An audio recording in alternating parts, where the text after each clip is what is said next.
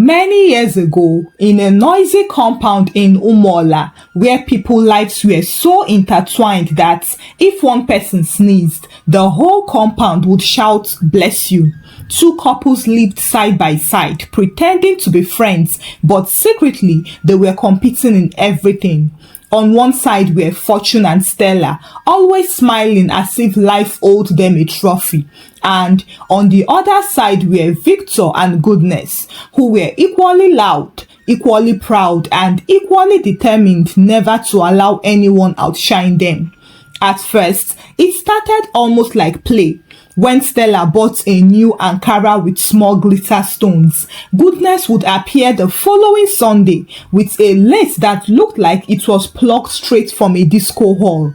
And she would deliberately pass in front of Stella's door 3 times so she would notice. When Victor changed his shirt and wore a fine one from Onisha main market, Fortune would appear the next day with a polo that carried one big horse logo across the chest, and he would adjust it so that everyone could see. The compound women knew what was happening, and because idle gossip was their favorite sport, they fueled the fire with their tongues. Ha! Did you see Stella's wrapper yesterday? Mama Ijeoma would say while cutting vegetables at the tap, and Mama Blessing would answer, "Rapake, wait now until Goodness shows her own on Sunday. That one hates to carry last." And they would all laugh, carrying the gist from one end of the compound to another, while the two women in question pretended not to hear, yet in their hearts they were plotting their next move. The husbands too were not innocent. Instead of focusing on their hustle, Fortune and Victor began to treat every little achievement like Olympic medal. If Victor bought a small second-hand generator, Fortune would run to an electronic shop the next week and buy a slightly bigger one that could at least power fan and fridge. Then he would deliberately switch it on in the afternoon when NEPA had brought light, just to announce, "My own is stronger oh." And Victor, who had sworn not to be outdone, would borrow from his brother and buy a generator with remote control. Then he would stand in the compound pressing the remote with style and shouting, "Goodness, bring my slippers, I want to off the generator from here." It was a ridiculous battle, but the problem was that both couples were too proud to admit they were competing. They would greet each other with fake smiles, saying things like, "Ah, Stella, your hair is fine, no," while secretly thinking, "I will shock you next week with my new hairstyle." And the compound children, who noticed everything, began to give them secret nicknames. Fortune and Stella were called Mr. and Mrs. Show Your Own, while Victor and Goodness were called Mr. and Mrs. Pass Them. Now, the real comedy came during the soup season. In that compound, food aroma traveled faster than gossip, and once a woman lit her stove, the whole neighborhood would know whether she was cooking beans, soup, or ordinary boiling water. One evening, Goodness cooked egusi soup with stockfish, and the aroma alone nearly made the bachelors in the compound line up with their plates. Stella, who had just boiled yam that night, became restless. She hissed and told Fortune, "This woman wants to disgrace me. Tomorrow, you must give me money. I will cook soup that will humble her." Fortune, who was tired from work, tried to argue, but Stella refused to hear anything, and the very next day, true to her word, she bought goat's meat and ugu leaves and began pounding yam with style, making sure the sound echoed through the compound like a village drum. And of course, Goodness was not one to accept defeat. The following week, she borrowed small money again from Victor's cooperative, bought periwinkle, dried fish, plenty of pepper, and cooked afang soup that nearly sent people into a trance. She even called small children to taste and run around shouting, "Auntie Goodness soup sweet, die oh!" And the whole compound laughed until tears came out because they knew these two women were in a battle that had no referee. It did not even end there because the husbands, Fortune and Victor, added firewood to the competition. Whenever they were drinking at the junction, instead of minding their bottles, they would start boasting. Fortune would say, my Stella is the best cook in this town. Even angels envy her egusi soup. And Victor would reply, who needs egusi soup when goodness afang soup can make a sick man rise? If you taste it, oh, you will sell your shirts. Then they would laugh loudly and shake each other, pretending to be friends. Yet, both would return home and gossip to their wives. Make sure you beat her next week, oh, don't fall my hand. And oh, the wives didn't fall their husbands' hands, because the very next week, the kitchen battle escalated to a silent statement of, I get money past you. That morning, Goodness decided to cook her own special afang soup, the kind that required serious investments. She had gone to the market early to buy goat meat, stockfish, periwinkle, dried fish, fresh water leaves, and plenty pepper. Even the traders noticed how she was bargaining with confidence. One of them joked, Auntie, who do you want to impress? Goodness laughed, my husband deserves better. But in her heart, she was already imagining Stella's face when the aroma would fill the compound. By 11 a.m., the whole place was vibrating with smell. Neighbors passing outside began to slow their steps. One man even sneezed dramatically and said, who they kill goats this morning? Children started running near her door, peeping and hoping to lick spoon. Goodness deliberately left her door wide open so that the scent would travel well. And each time she stirred the pots, she raised the spoon high in the air as if she was performing. Meanwhile, Stella was inside her own room plugging pumpkin leaves when the smell hit her nose. At first, she tried to ignore it, but as the aroma grew thicker, her mood changed. She dropped the leaves, hissed and shouted, Fortune! Her husband, who was lying shirtless on the bed, raised his head lazily. What again, woman? Can't you perceive it? Goodness is cooking afang that smells like money, and you want me to sit here and disgrace myself? Tomorrow, you must give me money. I will cook goat meat pepper soup with pounded yam. Let her smell that one too. Fortune groaned. Stella, money no deal. Why not manage today pumpkin's leaves? Soup na soup now. Soup na soup, Stella screamed. So you want people in this compound to laugh at me? Do you want Mama Ijoma to sit at the tap and gossip that Stella cannot match goodness? Fortune, I swear, if you don't give me that money, I will disgrace you myself. Fortune sighed deeply, rubbed his head, and then pulled out the crumpled notes he had been hiding for transport. Take, but I beg, don't kill me with competition.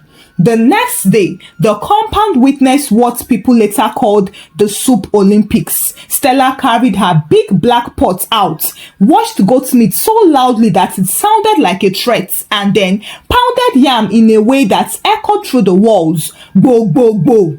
Each pound was like a war drum. She deliberately left the door open so that the aroma of her pepper soup would flow out like perfume. And truly, it worked, because by afternoon, neighbors were sniffing the air and nodding. One bachelor whispered, this one passed yesterday's afang. Even small children came running again. Stella, not wanting to be outdone by goodness, went further and called all the women in the compound. She dished them small bowls of pepper soup, pretending to be generous, but secretly marking it as victory. Goodness saw what was happening and nearly collapsed. So, this woman wants to use pepper soup and pounded yam to finish me, she muttered.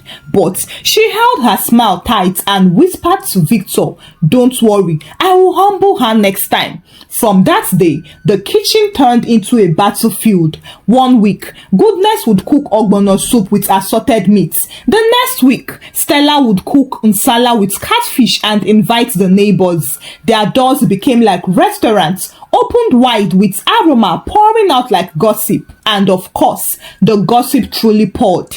At the tap, Mama Blessing laughed. These women are turning food to fashion parade. Mama Ijoma added, let them continue. By December, we will know whose pocket will scatter first. Even the children mocked them, singing, soup fight, who go win? As they ran around the compound. The husbands too were adding gas to the fire. When Fortune ate Stella's pepper soup, he deliberately licked his hand loudly until the whole compound heard.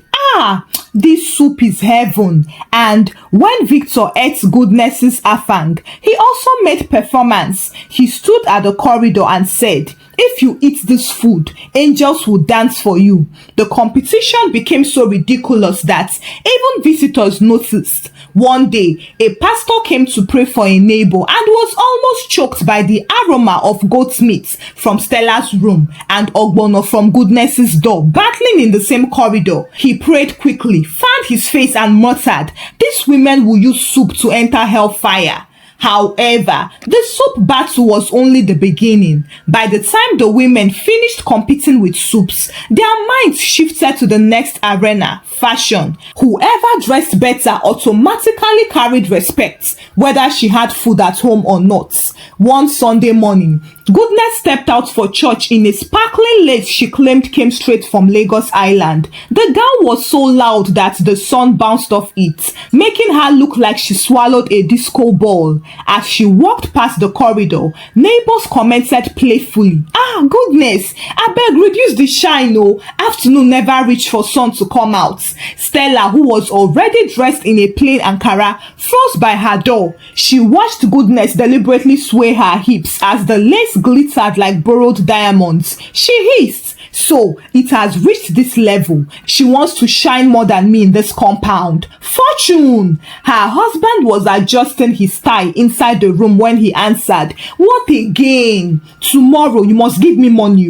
I will sew my own lace that will blind everybody. They will not see road when I pass." Fortune groaned, "Stella, are we the first people to marry? Every time you want to outdo this woman, you forget that I am not Dangote." But Stella would not hear. "Don't disgrace me. Do you want them to say I am falling my hand? Please, if you love me, bring money. This is war." Fortune scratched his head, but because pride also lived inside him, he said nothing more. By the next weekend, Stella appeared in church with a lace so colorful that the choir members turned during praise and worship to stare. She deliberately sat in the front row with her gele rising like a tower and fanned herself with style until ushers gave her water. Goodness nearly fainted when she saw her rival. From clothes, the battle spilled into accessories. Goodness bought jewelry that looked heavy enough to pull her neck, and she paraded it every evening while buying recharge card outside. Stella, trying not to be outdone, ran to her tailor's husband who sold Dubai gold and collected one on credit. The necklace was so long that it almost reached her waist, and when people asked, she smiled proudly. It's original, straight from Dubai. The real comedy came when the children in the compound started comparing them. One little girl shouted, "Auntie Goodness jewelry dey shine pass Auntie Stella own." Another answered, "No, Auntie Stella lace fine pass." They began dragging until it led to them fighting physically, and neighbors laughed so hard that day that tears rolled down their cheeks. Now, if the women were fighting fashion, the men were fighting cars. Victor was the first to strike. One Friday evening, he drove into the compound with a second-hand Toyota Corolla, blowing the horn until everyone rushed out. He leaned on the bonnet with style and said, "It's small change. I just decided to upgrade." The compound clapped. The bachelors cheered and children ran around the car, touching it as if it was holy. Stella dragged Fortune inside their room angrily. "Can you see? Victor has bought a car, so you want me to continue trekking to the market while Goodness is sitting like madam inside motor?" Fortune swallowed hard. "Stella, where do you want me to find money for car? Borrow, sell something, anything, I don't care. If Victor has a car, you too must buy one. This is not about car now, it is about respect." And so, Fortune went behind her and borrowed heavily from a cooperative society. 2 months later, he drove into the compound with a Lexus. The horn blared so loudly that people ran outside thinking it was a campaign rally. He stood beside the car with his sunglasses on and shouting, "Level don't change." The whole compound nearly collapsed in laughter. So, this competition is now official. By now, the compound had turned to an entertainment spot. Whenever the couple stepped outside, people hid behind curtains just to watch the drama. It became like a television series. Episode 1, Soup. Episode 2, Lace. Episode 3, Car. Nobody wanted to miss the next episode. Unfortunately, the competition had already started bleeding their pockets. Fortune and Victor were both running their homes like politicians during campaign season, with loud promises outside but empty pots inside. Fortune could barely sleep at night because debt collectors were calling. Yet during the day, he would shine his shoe and stand beside his Lexus like a politician. Victor too had secretly sold his family land to buy his own car, but he would still boast at the junction with a bottle of beer in his hand. My level passed all of una. And the wives, oh, they were the directors of the show who kept poking the men every night. Don't fall my hand though, next week we must scatter them, until everything scattered by itself. The neighbors were the ones who prophesied about it. One morning, while the women were fetching water at the tap, Mama Blessing said, Fortune and Stella, they shine too much these days, oh. Hope say na their pockets they support am, oh. Mama Ijeoma, who was rinsing her clothes, bent forward and muttered, forget that shine, oh. I hear say Fortune, they owe cooperative people. They gave him loan for a business, but he used it to buy the car. Let's just wait and see now. The women nodded and the gist spread faster than kerosene. Unfortunately, that same week, the first drama came. Two hefty men stormed the compound one hot afternoon, sweating heavily and banging on Stella's door. Tell your husband to come out. If he doesn't pay us our money today, we will carry this Lexus and live with it. Stella's heart almost jumped out of her chest. She ran inside to where Fortune was lying on the bed and scrolling his small techno phone. Fortune, people are outside shouting your name. What is going on? Fortune sat up immediately. Don't mind them. It's just a small misunderstanding. Misunderstanding? Stella screamed. They are shouting that they will carry our car. You told me you bought it with business profits. Fortune hissed, stood up and adjusted his shirt. Shh, keep your voice down now. Don't disgrace us before compound people. I will settle them, don't worry. But it was too late because by then, neighbors had already started peeping through their windows. Children had gathered as if it was a football match and Mama Ijeoma was already laughing. I talk am before now. Fortune stepped out with fake confidence, smiling. My brothers, no need to shout. I will pay you next week. But the men weren't smiling. Oga, you said that last month. We are tired. We will have to take the scan now if you don't give us our money. Stella nearly fainted. Ha! You want them to carry our glory? Fortune, do something now. In panic, Fortune begged them loudly. He even knelt down. Please, just give me one more week. The creditors looked at each other, hissed and finally left, but not before warning him. If we come back and you don't pay, forget about the scar. As soon as they left, the entire compound burst into laughter and side comments. One bachelor exclaimed, competition don't catch fire. Another one added, imagine begging for loan to buy Lexus. Stella locked herself inside, shaking with embarrassment. But instead of stopping the madness, she turned to Fortune that night and said, next week you must pay them all. I cannot allow goodness to laugh at me, no matter what. Our car must not go. Fortune, who was tired and broke, just closed his eyes and nodded. Well, Victor and Goodness were not spared either. Their own secret was already crawling out. Victor had sold his family's small land in the village just to buy his Toyota Corolla and sponsor Goodness's lace parade. He thought nobody would know, but villagers had already carried the story to town. Soon, his elder brother came to the compound angrily and shouting, Victor, you sold our inheritance without telling anybody just to do show off for strangers. You are a disgrace. The compound people heard the quarrel and gossip exploded again. So, both of them are living on borrowed glory. Wahala.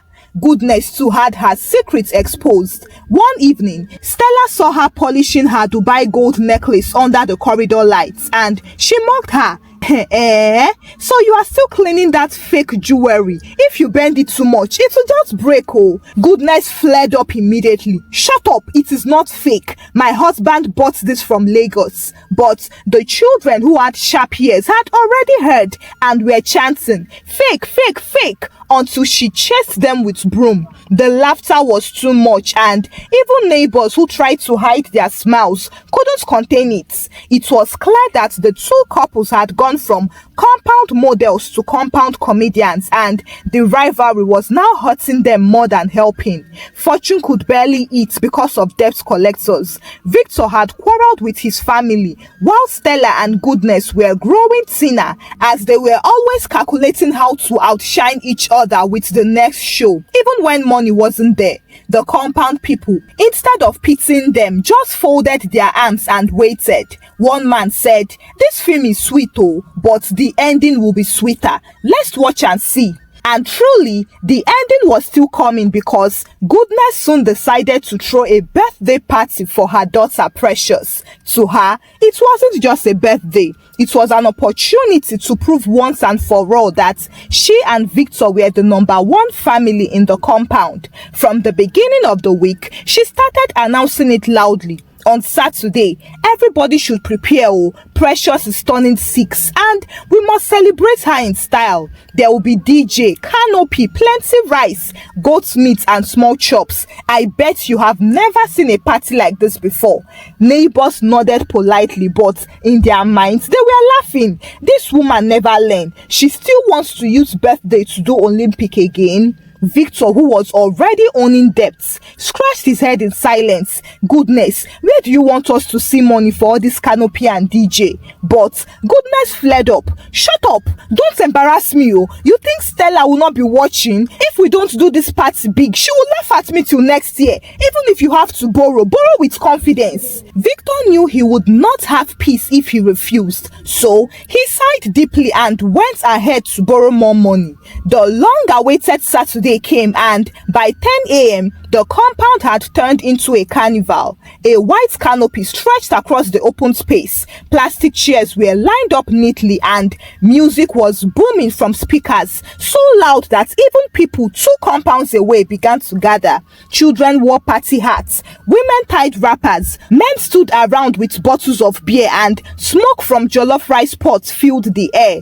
Precious wore a pink gown with glitter, looking like a miniature bride, and Goodness followed her around proudly, scanning to see who was watching. Stella sat in the corner pretending not to care, but her heart was boiling. She hissed and muttered to Fortune, "See how she's parading like first lady. Don't worry, next week Junior will celebrate his own birthday and will scatter this compound. I will rent live band, not this yeye DJ safe." Fortune groaned. "Stella, please. We are still owing cooperative people. Do you want us to die before we rest?" But Stella refused to hear. "Don't disgrace me, oh. You must find money. Goodness cannot pass me."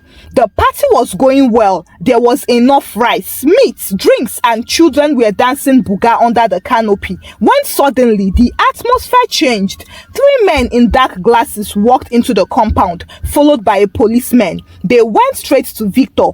"Oga Victor," one of them barked, "we have given you enough time. Today, you must pay the money or follow us to the station." The entire compound went silent. Music stopped. People froze with spoons of rice halfway to their mouths. Goodness jumped up. "Ha! Today of all days, can't you see we are celebrating?" The man sneered. "Celebration without payment is nonsense. You owe us, and today you will answer."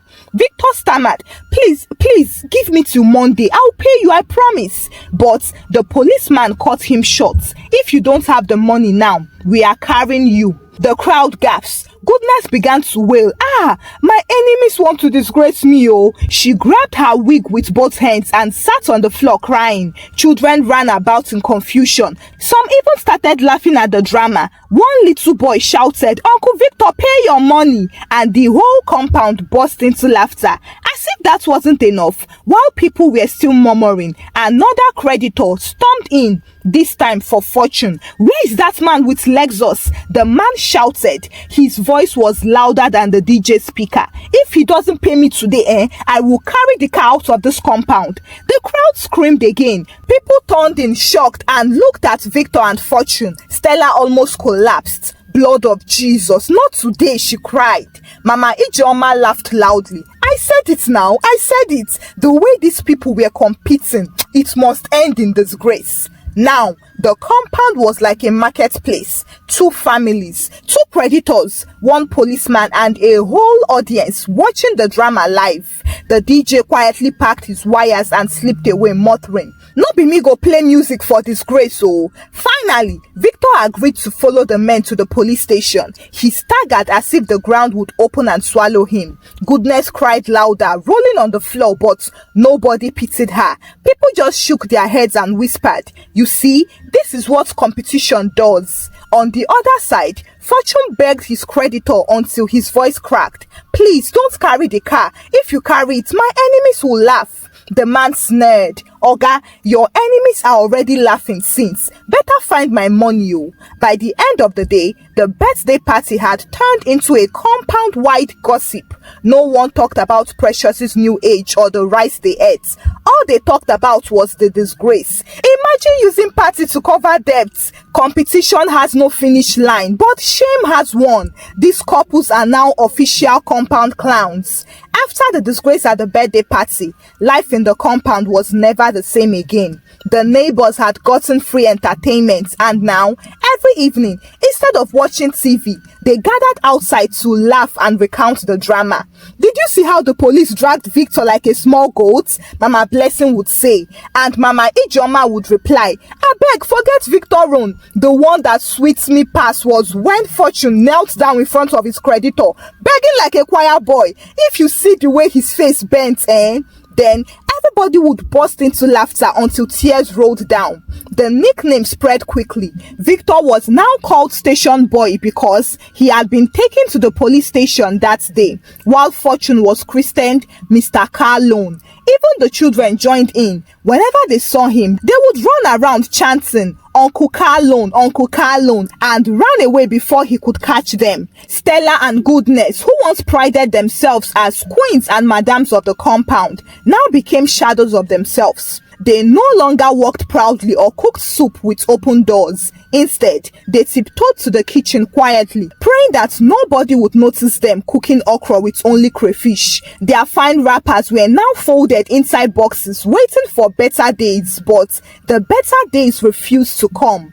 And then one evening, the creditors finally carried Fortune's Lexus away. It was the loudest disgrace yet. They came with a tow truck, hooked the car in front of the entire compound and dragged it away like a dead goat. Fortune tried to argue. "Wait, please, let me explain." But they didn't even answer him. By the time the car disappeared down the road, neighbors were laughing so hard that Mama Blessing almost choked on her garri. Stella fainted dramatically on the corridor, but when people poured water on her, instead of pity, they laughed harder. She wanted to shine past everybody. Now, see her glory being towed away. Victor and Goodness too were facing their own fire. The landlord, who had been patient for months, finally lost his temper. He stood in the compound one morning shouting, "Victor, you are driving car and you are owing me 1 year rent. You sold your family land, yet you can't pay me. You people must pack out of my house by this weekend." Neighbors clapped as if they were watching a football match. Someone then shouted, "Landlord, I beg, give them more days now so that our fame will continue." The landlord ignored them, and that week, Victor and Goodness packed their property in shame, and children followed them outside singing, "Station Boy, bye-bye, fake lace, bye-bye." The humiliation was too much. Goodness covered her face with her scarf and hissed at everyone, while Victor muttered under his breath, "Enemies have succeeded." But deep inside, he knew it was his pride and competition that destroyed him. Stella and Fortune, who were still in the compound, now became the main targets of gossip and mockery. Stella would sit on the corridor, shaking her head pitifully, and neighbors would point and gossip about her. Even Mama Ijeoma, who once praised her big soup, now mocked them openly. You see, soup fights ended in pepper. They wanted to show us heaven. Now they are eating hellfire. One evening, Mama Blessing's husband, a quiet man, told everyone during compound gists, "Look at me now. I have never bought lace or Lexus. Yet my children are eating very well, going to good schools, and I sleep without police knocking at my door. Contentment is the real wealth." The neighbors nodded. They all agreed, and then everybody turned their eyes to Stella and Fortune, who were sitting quietly in the corner. Nobody needed to say more. The lesson was clear. At last, Fortune sighed and broke the silence. "This competition has finished me. If I had just minded my business, we would not be owing like this. Stella, you and Goodness pushed me into fire." Stella snapped. "So it is me, Abi? Were you not the one forming big man with Lexus? Did I hold your hand to borrow loan?" The neighbors laughed again. It was obvious that the couple had not yet learned humility. However, one thing was sure: their names had already entered the compound history as the people who tried to outshine others but ended up outshining themselves in shame. The compound clung to the story for months and even years. Whenever a new tenant tried to show off, someone would say, "Be careful, don't turn to Fortune and Victor," and everyone would laugh in remembrance. Thank you for watching the story. Kindly share your thoughts about the story with me in the comment section. What lessons did you learn from the story? Give the story a thumbs up and share the story out with your loved ones. Subscribe to this channel if you've not done so by now. Until I bring another story your way. Bye!